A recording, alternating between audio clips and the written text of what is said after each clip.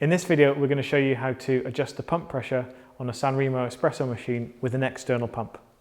The process is the same for an internal pump machine.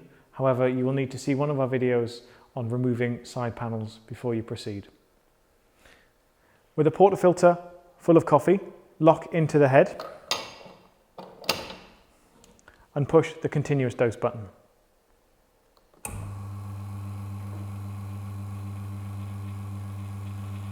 While dosing, screw clockwise to increase the pressure and anti-clockwise to decrease the pump pressure.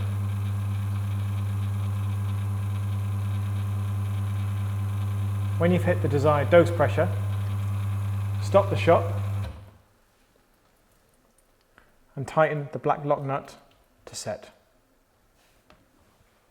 Once you've tightened the lock nut, pull another shot of water through the head with a puck of coffee in to verify the pressure is correct.